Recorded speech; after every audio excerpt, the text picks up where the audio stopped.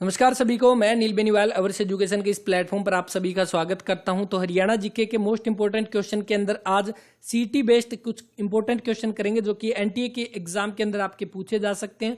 क्योंकि previous year paper के हम क्वेश्चन तो अलग से कर ही रहे हैं, लेकिन इस क्लास के अंदर कुछ अलग अच्छे लेवल के क्वेश्चन हम इसमें कवर करेंगे जो कि एग्जाम के अंदर आपके आ सकते हैं। शुरू करते हैं। पहला क्वेश्चन देखिए, हरियाणा का एकमात्र व्यक्ति जो कि आपका मुख्यमंत्री भी रहा है, आपका उप मुख्यमंत्री भी और विधानसभा अध्यक्ष भी रहा है। अभी मुख्यमंत्री कौन है हरियाणा के अंदर? तो व्यक्तिगत तौर पर 10वें नंबर के हरियाणा के मुख्यमंत्री सभी को पता है, मनोहर लाल खट्टर।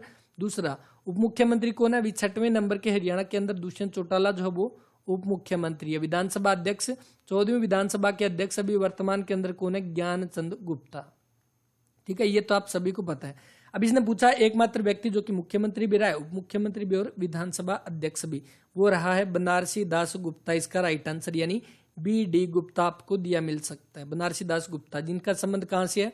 इनका संबंध है भिवानी से, और भिवानी के मानहेरू से इनका संबंध है। भिवानी के मानहेरू से संबंध है किसका? बनारसी दास गुप्ता का।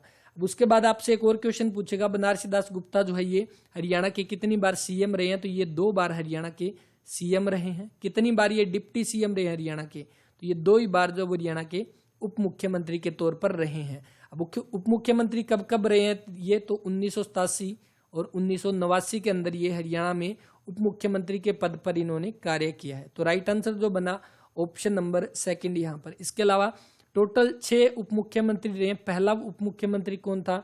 तो वो चांदराम पहले उप मुख्यमंत्री के तौर पर बने थे। अब टोटल आपके कितने? 6 हमने बात किया। पहले नंबर पे कौन थे? चांदराम के बारे में हमने पढ़ा, उप मुख्यमंत्री। दूसरे नंबर पे कौन बने? डॉक्टर मंगल सेन दूसरे नंबर के। तीसरे नंबर के कौन बने आपके उप मुख्यमंत्री? तो तीसरे नंबर के उप मुख्यमंत्री थे जिनके बारे में बात की गई है, बनारसी दास गुप्ता। इसके अलावा चौथे नंबर के कौन बने? तो चौथे नंबर के हुकुम सिंह। 5वें नंबर के कौन थे? 5वें नंबर के थे चौधरी भजनलाल के बड़े पुत्र कौन? चंद्रमोहन बिश्नोई। और इसके बाद 6वें नंबर के उप मुख्यमंत्री अभी वर्तमान के अंदर कौन है? दुष्यंत चौटाला, जो कि जेजेपी पार्टी से आपके अभी वर्तमान के अंदर क्या है? उप मुख्यमंत्री के तौर पर आपके कार्य कर रहे हैं। तो इसका राइट आंसर बना Banarasi Das Gupta, option number 2। Next, Haryana के गठन के समय देश का प्रधानमंत्री कौन था? जब हरियाणा का गठन हुआ, आप सभी को पता है 1 नवंबर 1966 को 18वें संविधान संशोधन से हरियाणा जो है 17वें राज्य के रूप में अस्तित्व में आया था। और इसकी घोषणा उस समय की तत्कालीन प्रधानमंत्री श्रीमती इंदिरा गांधी के द्वारा की गई थी, अनाउंसमेंट। और उसके बाद इंदिरा गांधी की आपके पार्टी में आप बोल सकते हो कि इन्हीं के क्लोज जो आपके थे कौन? भगवत दयाल शर्मा।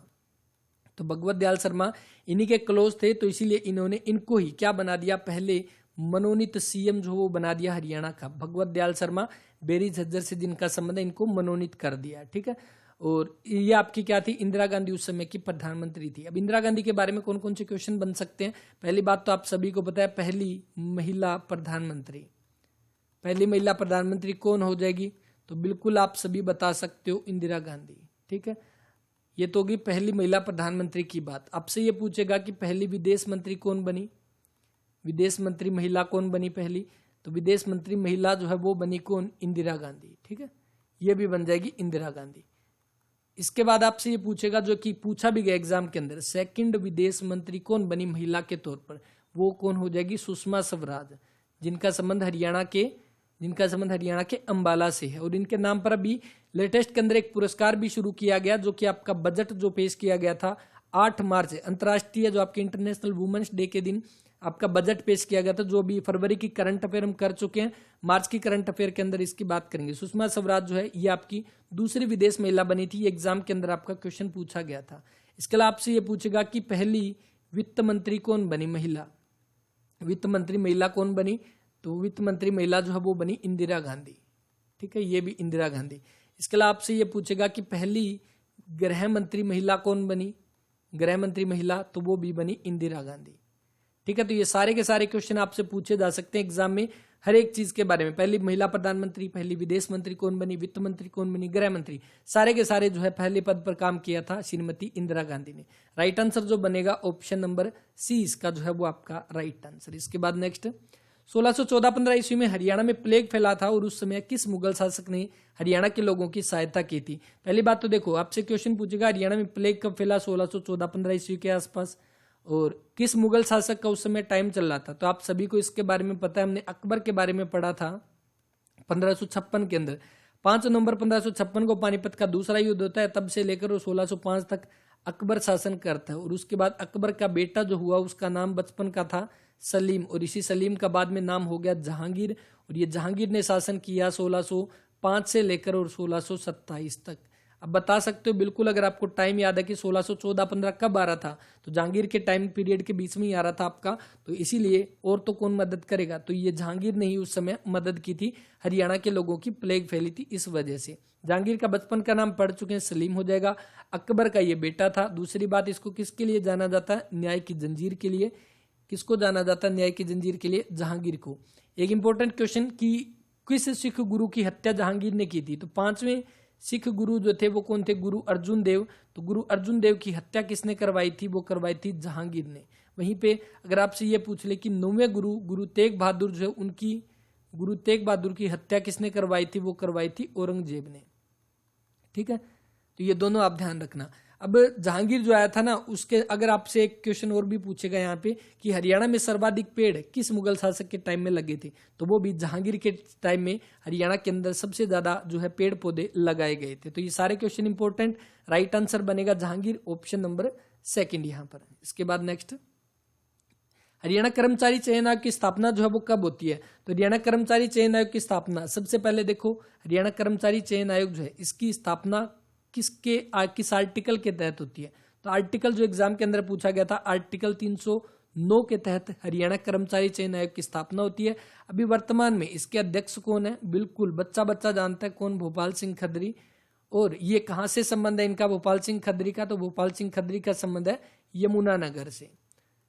ठीक है, अब ये खत्री क्या है, खत्री क्या है, खत्री एक गांव का नाम है जहां से ये बिलोंग करते हैं और अपने गांव का नाम अपने साथ लगाते हैं, और यमुनानगर के अंदर ये पड़ता है, इसीलिए आप ये बता सकते हो कि इनका संबंध कहां से, यमुनानगर से। दूसरा, ये सरपंच के पद पर भी रह चुके हैं, इसलिए इनको सरपंच के नाम से भी जाना जाता है।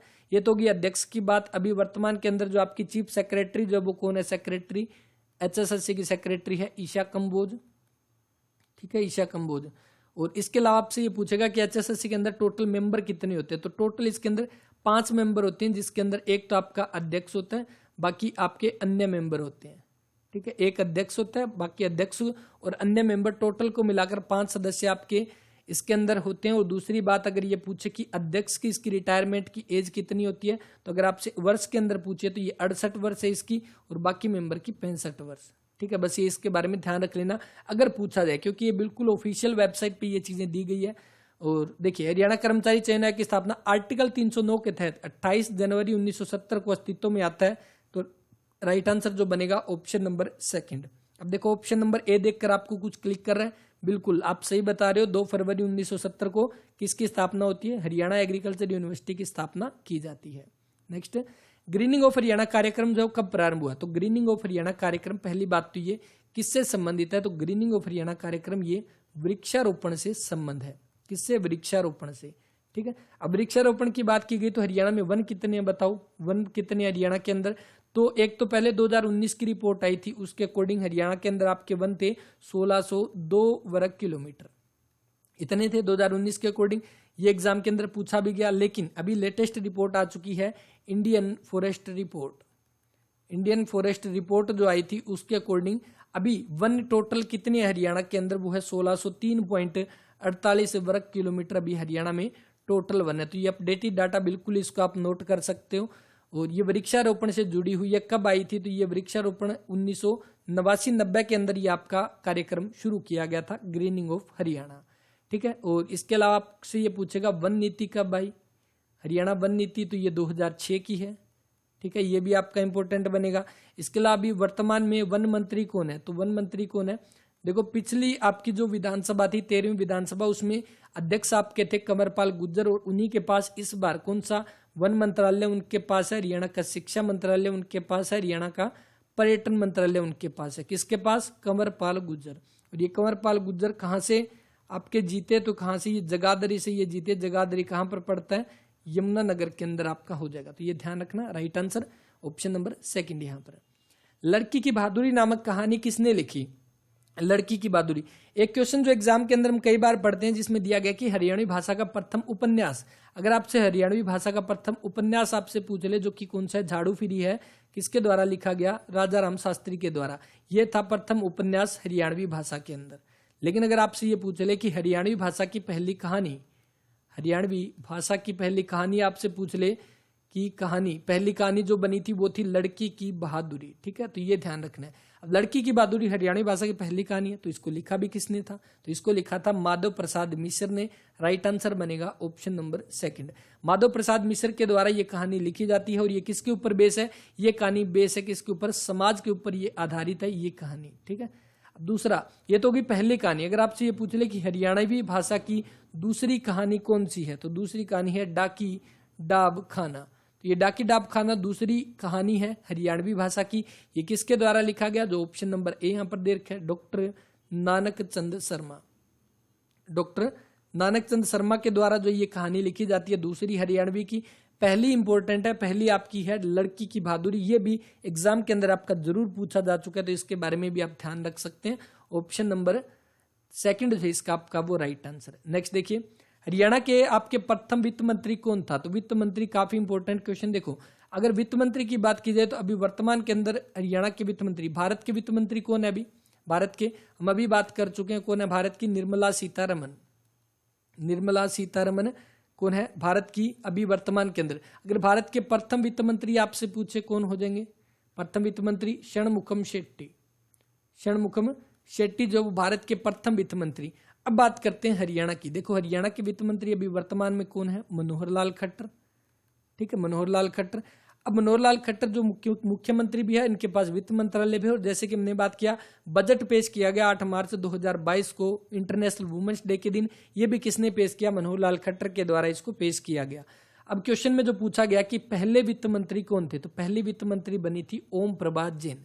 ऑप्शन नंबर सी जो इसका आपका वो राइट आंसर है। कहां से संबंध है, वैसे इनका संबंध वाराणसी से है, लेकिन इन्होंने क्या किया, ये 4 बार ये आपकी विधायक बनी थी, 4 बार विधायक बनी थी। कहां से बनी थी, ये कैथल से 4 बार विधायक बनी थी, ये आप ध्यान रख सकते हैं। और इसीलिए बाद में ओम प्रभा जैन जो इनके नाम पर एक स्कूल बनाया गया, चलिए उसके बारे में देखते हैं बाद में।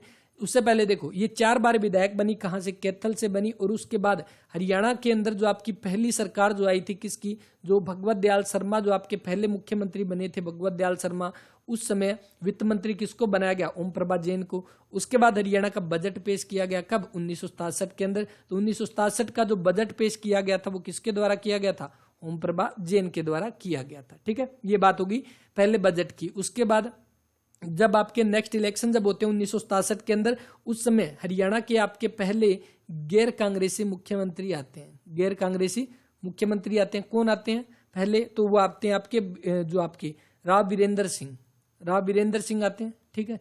तो राव वीरेंद्र सिंह जब आपके, इनकी पार्टी का नाम क्या था, हरियाणा विशाल पार्टी, हरियाणा विशाल पार्टी। हरियाणा विशाल पार्टी से ये संबंधित रखते हैं।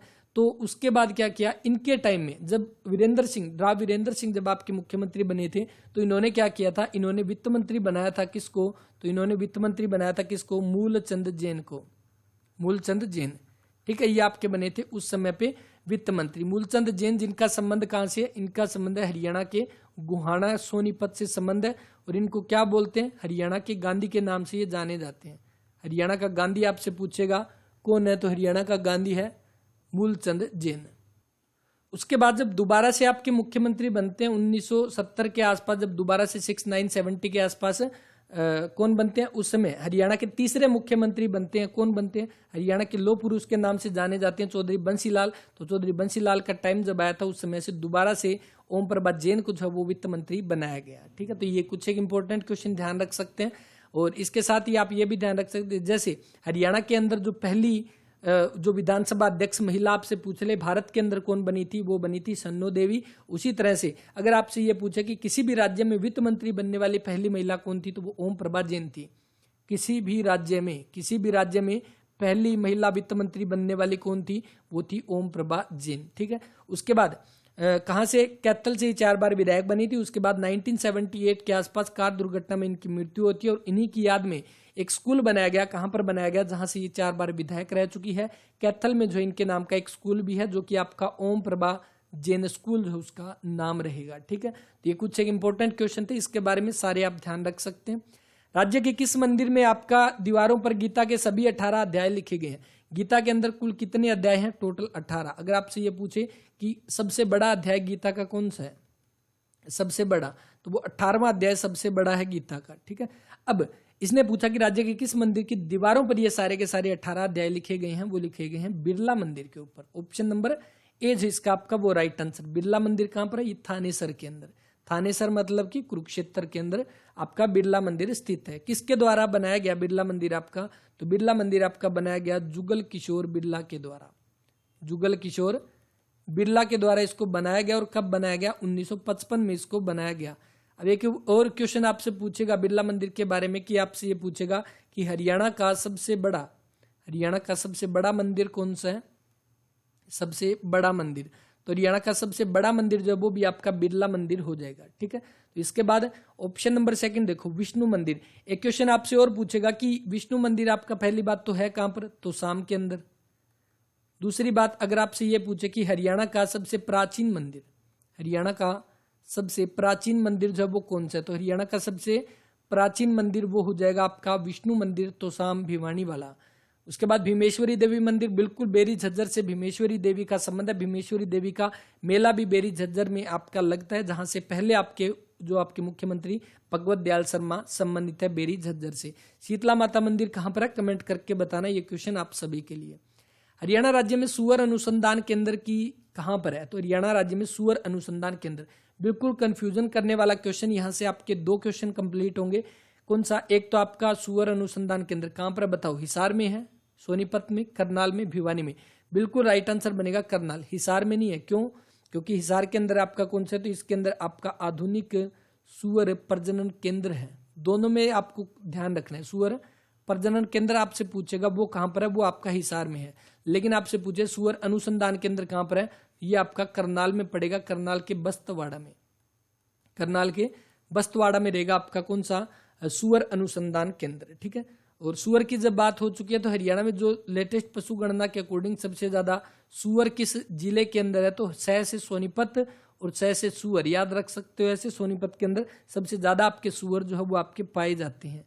और इसका आपका कौन सा? करनाल बस्तवाड़ा में हो जाएगा। ठीक है, और ये आपका हिसार केंद्र। हिसार में आपका कौन सा? एक तो आपका आधुनिक सुअर प्रजनन केंद्र, एक आपका भैंस अनुसंधान केंद्र, एक आपका अश्व वाला भी कहां पर है?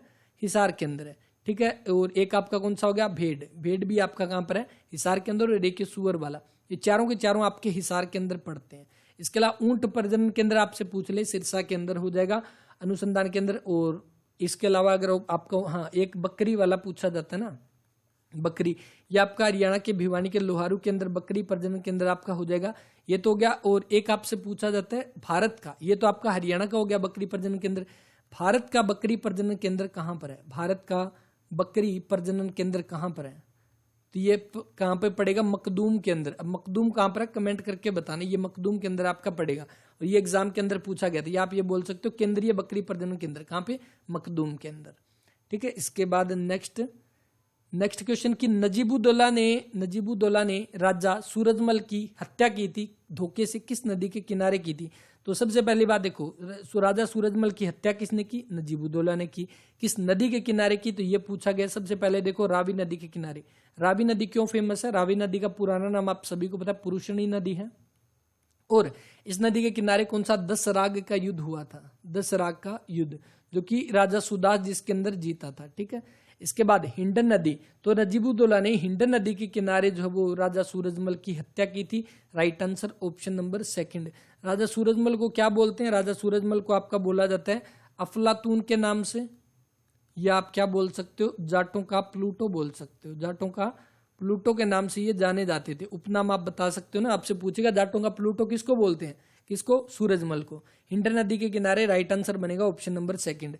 और यमुना नदी, नर्मदा नदी, देखो नर्मदा नदी जो है ना, इसके किनारे एक युद्ध हुआ था। कौन सा हुआ था?